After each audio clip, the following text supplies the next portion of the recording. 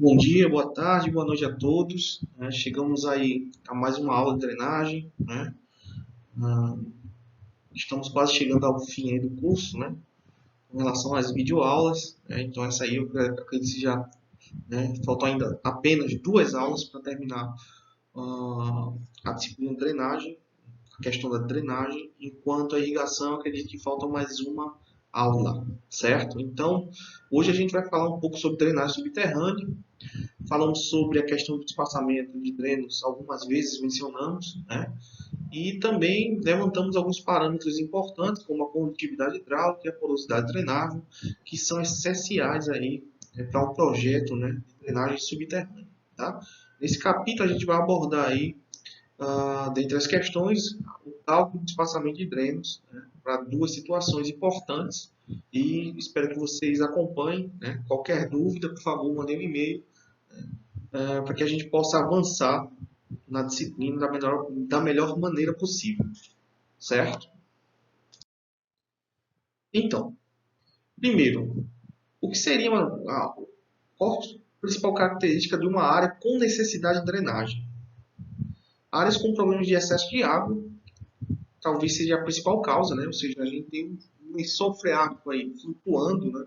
Ao longo do tempo, principalmente devido à ação de recargas ou chuvas.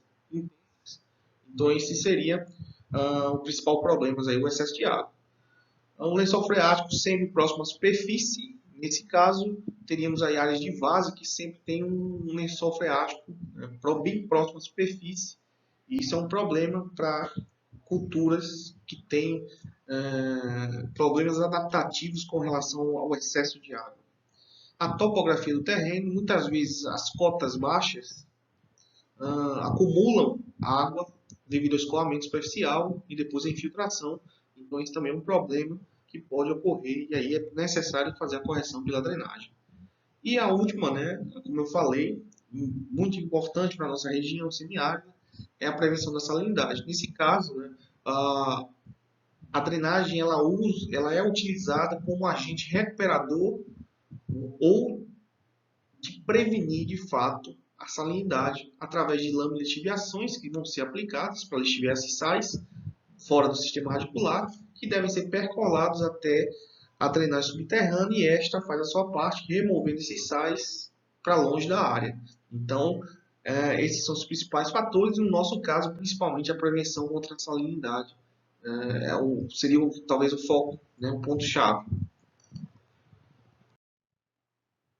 Então, então a gente tem aí duas coisas importantes a se falar. As equações de espaçamento de drenos ou drenagem subterrânea são caracterizadas em regime permanente e regime não permanente. Isso pode ser explicado da seguinte maneira: a gente vai classificar de acordo com a recarga, né, ou regime de chuva, cujo qual a região ela está submetida. Lendo aqui, né, com o objetivo de facilitar o equacionamento do movimento da água em direção aos drenos subterrâneos, os regimes ou tipos de movimento são classificados em permanente e não permanente. Então, no regime permanente, basicamente a gente tem aí uma recarga constante, enquanto no regime não permanente temos a recarga variável, cujo qual a água ela deve sair do sistema através da drenagem subterrânea em um determinado período de tempo, certo? Então, vou repetir. No regime permanente, basicamente a recarga ela é constante, ou seja, tudo que deve entrar, né, no solo ela deve sair pelo sistema de drenagem de maneira imediata, enquanto o regime não permanente, né, é menos hipotético, não permanente, a região chove uma chuva intensa que eleva o lençol freático e esse precisa ser é, alterado novamente ou rebaixado para um determinado nível e quem vai fazer isso é a drenagem em um determinado período de tempo. Então o fluxo dele é sempre menor e ele vai rebaixar o lençol de maneira gradativa, ok? Bem, o regime permanente é uma abstração simplificadora que só pode ser obtida em laboratório, já que a recarga constante ou uma chuva constante é quase que irreal. Nesse regime, o lençol freático, LF, se mantém estabilizado a certa profundidade, devido a uma recarga constante de baixa intensidade. O critério de drenagem para a utilização das equações de espaçamento de drenos neste regime é simplificado, pois envolve apenas a magnitude da chuva ou recarga. e a profundidade desejável do lençol freático, quer dizer, toda a chuva, né, recarga que entrar, ela vai sair pelo sistema de drenagem. Esse é o regime permanente. E o regime não permanente assume que após uma chuva intensa, o lençol freático, LF, irá subir e que deverá ser rebaixado em um determinado tempo, ou seja, de maneira gradativa, para não afetar as culturas. As equações que descrevem esse regime são divididas em as que prevêem recarga instantânea e aquelas que consideram o tempo para a ascensão do lençol freático. Existe, além da recarga da posição ideal do lençol freático, o tempo necessário para esse rebaixamento sem comprometimento da cultura. Além disso tudo, entra um fator importante aí, que é a resistência da cultura ao excesso de água, certo? Então, a gente vai ter nesse regime tanto o rebaixamento, o tempo de rebaixamento do lençol freático, como também, através da porosidade drenável, como também o tempo para que a cultura não sofra, né, com o estresse pelo excesso de água, certo? Então, esse regime aí é um regime mais real, principalmente para a nossa região aqui. Bem, dentre os critérios de drenagem, a profundidade ideal do lençol freático é importante. Então, primeiro, deve-se considerar sempre a profundidade efetiva da zona radicular, ou seja, o lençol freático não deve estar próximo à profundidade efetiva da zona radicular, sempre abaixo. Então, por isso que a gente, além da profundidade do sistema radicular, a gente coloca um coeficiente, né, para que evite assim a famosa franja capilar saturando parte do sistema radicular. Então, a profundidade ela deve ser, além da profundidade do sistema radicular, um pouco mais abaixo, um coeficiente de segurança para evitar essa franja capilar, né, do lençol freático. A necessidade de irrigação, lembrando que lâminas elevadas de água podem fazer a ascensão do lençol freático. Controle da salinidade. Eu preciso aplicar uma lâmina de tibiação para retirar os sais do sistema radicular. Então, nesse caso, o sistema de drenagem deve estar mais próximo possível, né, da zona radicular, com os critérios que eu falei anteriormente, com relação ao coeficiente de segurança. E aí, as variações climáticas. Né, regiões em que tem chuvas, né, histórico de chuvas intensas, muito intensas, devem ter um projeto de drenagem aí com espaçamento menor. Então, a variação do clima vai também dizer se o espaçamento é maior ou menor nos cálculos, certo? Então, a gente tem uma recarga do projeto com relação ao regime permanente, como eu falei, é uma recarga constante, ou seja, uma chuva como se fosse uma penumbra ao longo do dia, enquanto o regime não permanente é mais caracterizado por uma chuva intensa, que deve ocorrer em 1 a 2 horas.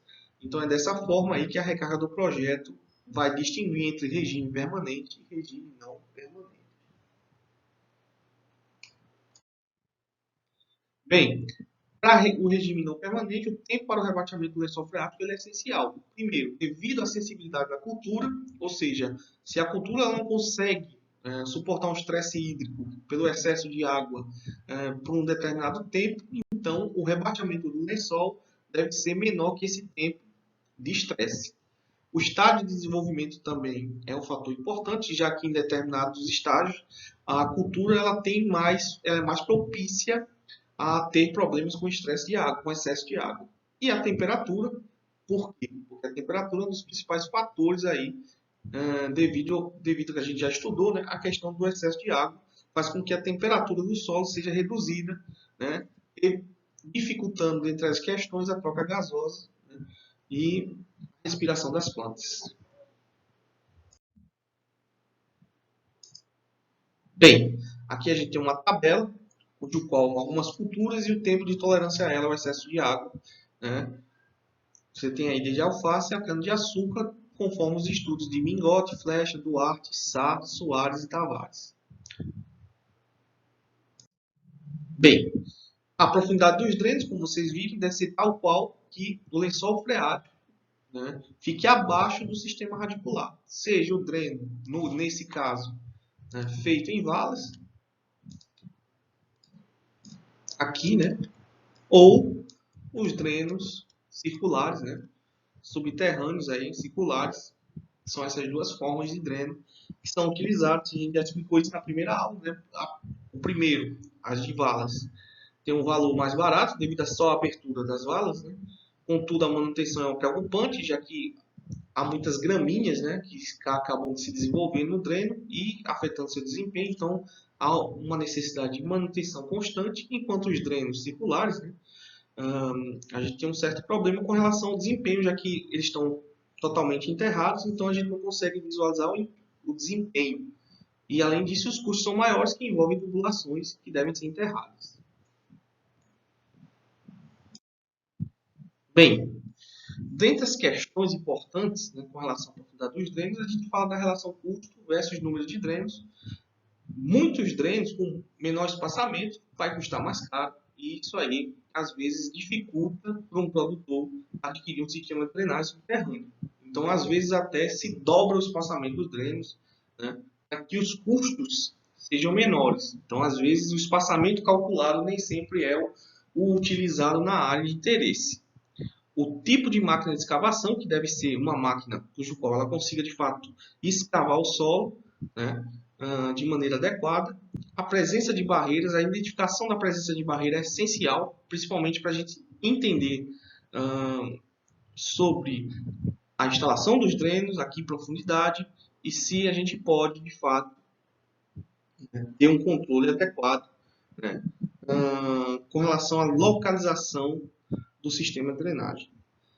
A cota de saída do sistema de drenagem. É importante a identificação da cota de saída, né, já que é lá que a gente vai ter o escoamento da água através do sistema de drenagem por gravidade. Então, a cota de saída é algo importantíssimo, como a topografia em si, para fazer um projeto de drenagem subterrânea.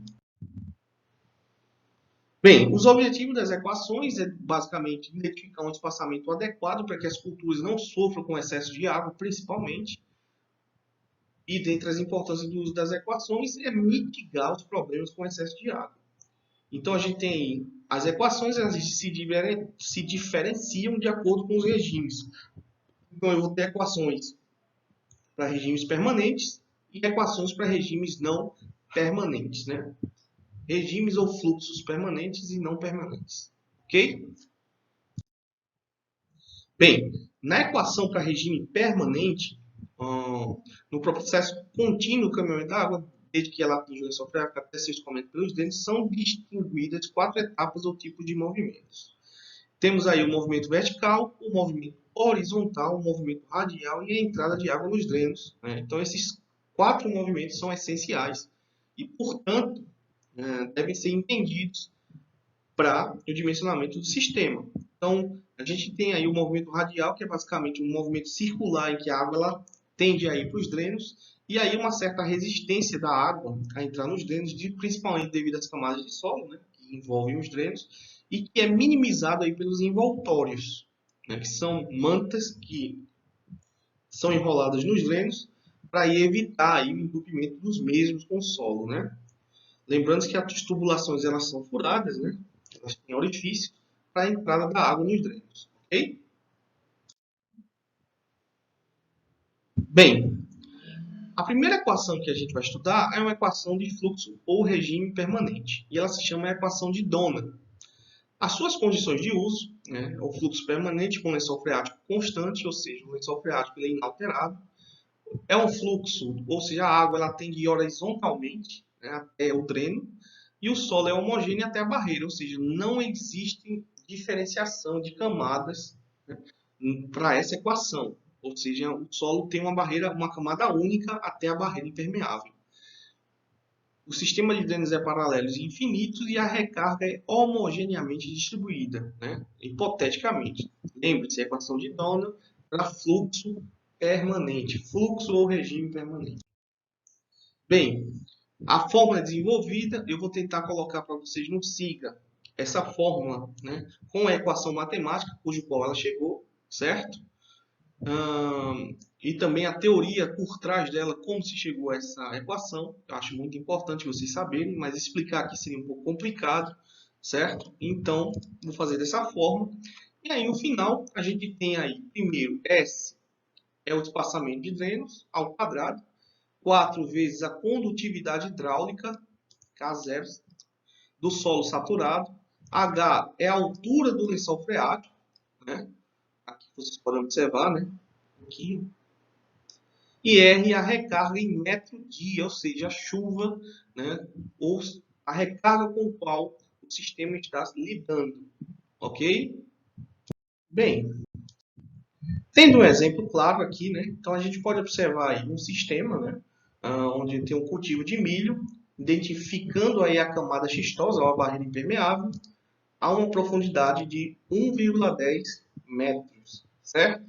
Sabemos também que o sistema radicular está a 40 centímetros. Portanto, né, precisamos aí evitar que o lençol freático ele fique próximo, né, ao sistema radicular, e aí vai saturar essa parte, que a gente chama de franja capilar, e pode danificar as raízes. Então, o que é que a gente faz nesse caso?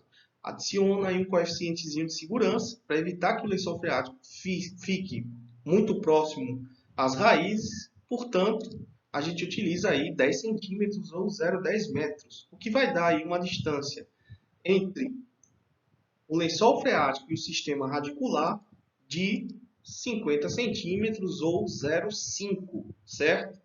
Portanto, a profundidade do lençol freático ela deve ser controlada a uma profundidade de mais ou menos 0,6 metros, ou seja, não pode passar disso, né? Se ele passar disso, vai afetar o sistema radicular. Então, H, que é o meu lençol freático, né, o lençol freático, vai ser igual a 0,6 metros, ok?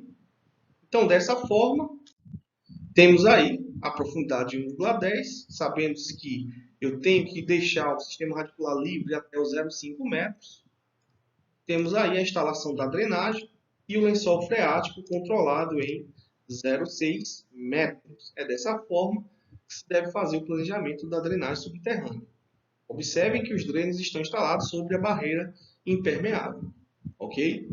Então, sabendo que a altura do lençol controlável vai ser de 0,6 metros, temos que a equação de Dono, sabendo que a recarga deve ser convertida para metro dia, temos aí um espaçamento de drenos de 16,43, ou seja, primeiro, a condutividade hidráulica em metros dia, a altura do lençol freático em metros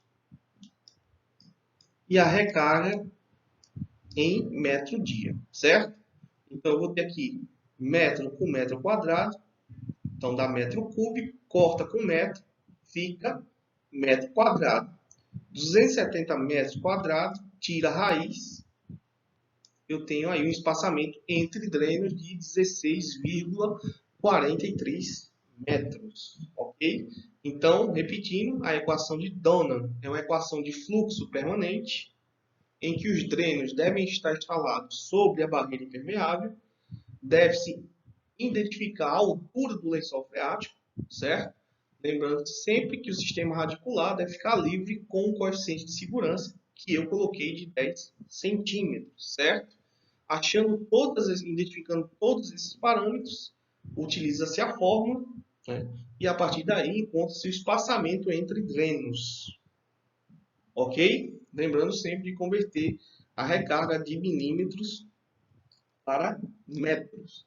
Então, a primeira equação do regime permanente é a equação de Donan. A segunda equação é a equação de Ruhaut.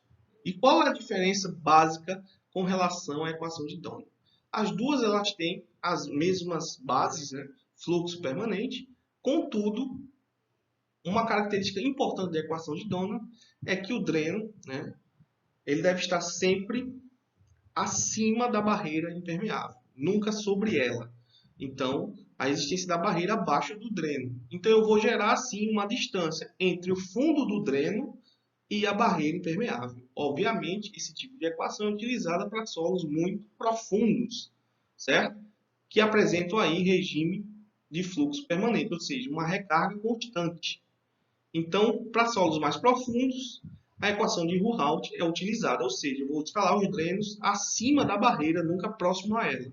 Por quê? Porque a barreira normalmente deve estar identificada muito abaixo do sistema radicular e isso pode principalmente encarecer aí a instalação e não é interesse a gente tentar procurar uma barreira a mais de 1,5 m, como a gente falou anteriormente. Então, outras questões, além do fluxo de água ser contínuo no sistema de drenagem, temos também aí a questão do solo ser homogêneo, ou seja, o perfil ainda ser homogêneo, né? A equação de Ruhalt também tem para diferentes perfis, mas por enquanto, nesse caso, o perfil homogêneo. E o fluxo da água em solo saturado, ou seja, eu vou utilizar novamente aí a condutividade hidráulica do solo saturado. Então, esta é a equação de Dona, e aí a única diferença que a gente vai ter, né, nesse caso aqui, é esse D, certo?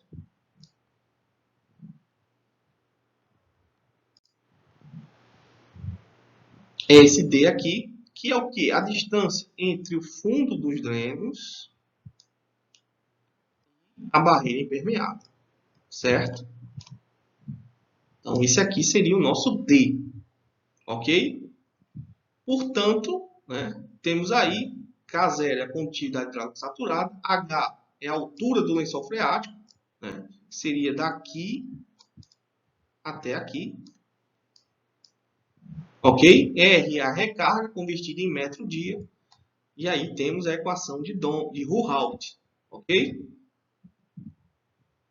Bem, se tivermos aí dois horizontes, ou seja, o perfil não é homogêneo, então a gente vai utilizar um segundo termo com duas condutividades hidráulicas diferentes, já que a textura mudou, então eu vou usar K1 e K2. E o nosso D, né, vai ser o mesmo entre o fundo da barreira dos drenos até a barreira impermeável, como vocês estão identificando aqui. Só que nesse caso, temos uma condutividade hidráulica para uma barreira e uma condutividade hidráulica para outro perfil. Temos uma condutividade hidráulica para um perfil e uma condutividade hidráulica para outro perfil, já que são dois. Ok? A recarga deve ser colocada no sistema ou na equação em metros-dias, H também em metros, que é a altura do lençol freático.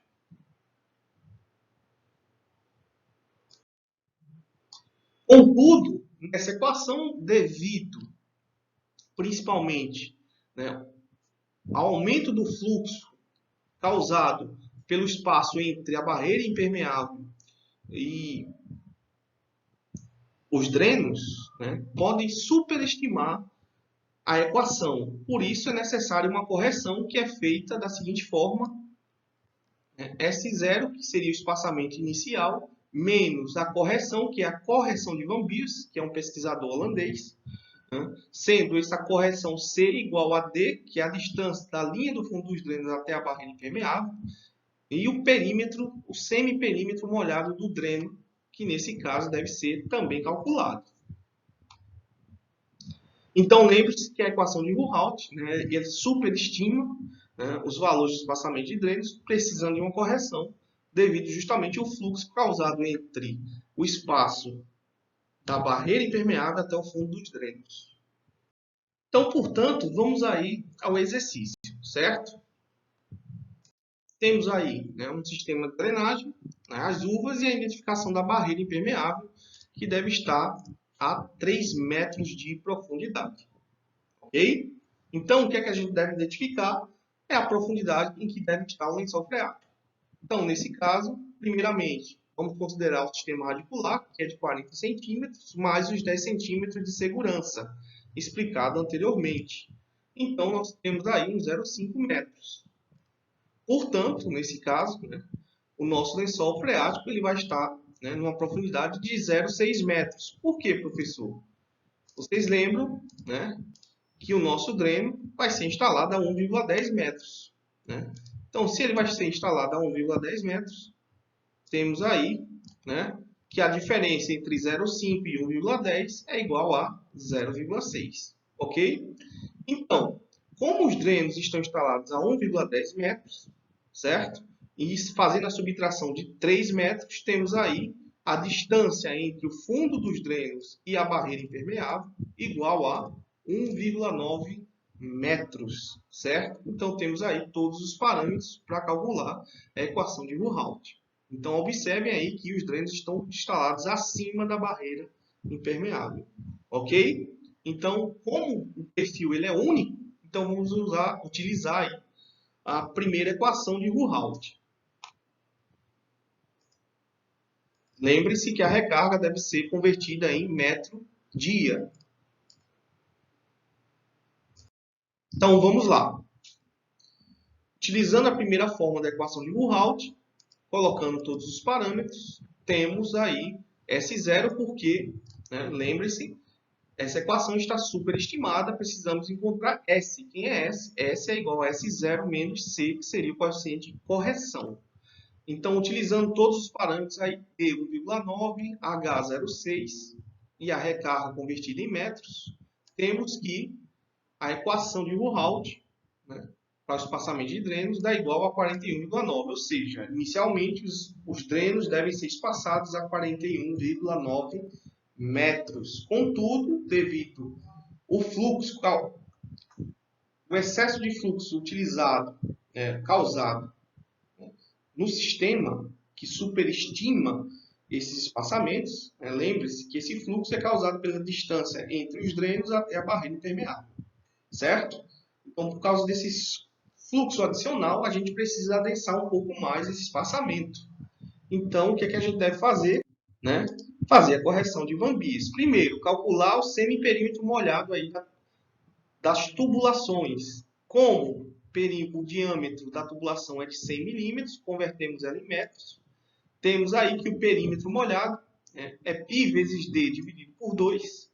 Então, igual a 3,14, arredondando, vezes 0,100, convertendo o diâmetro em metros, dividido por 2. Esse d aqui é diâmetro, tá, pessoal? Então, temos aí um perímetro molhado de 0,157 metros. D é a distância entre o fundo dos drenos até a barreira impermeável. Então, temos aí, nosso D maiúsculo, né?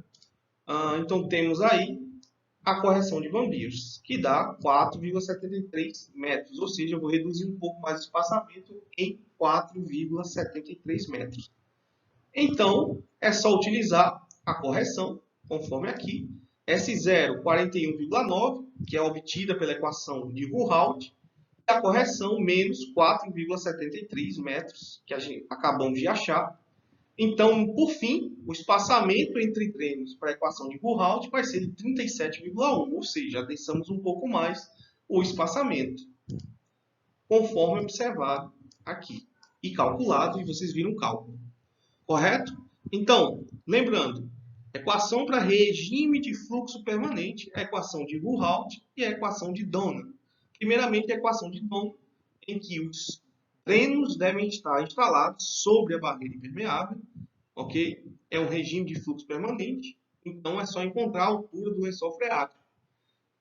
Enquanto a equação de Buchholz, os drenos estão instalados acima da barreira impermeável, bem acima da barreira impermeável, ok?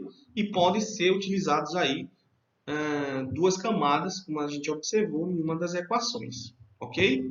Se não entendeu esse vídeo, por favor, mandem um e-mail, estarei prontamente aí tirando qualquer dúvida. Esse vídeo vai estar disponível no Siga, então você que já deve estar assistindo, por favor, divulgue entre os seus colegas, certo?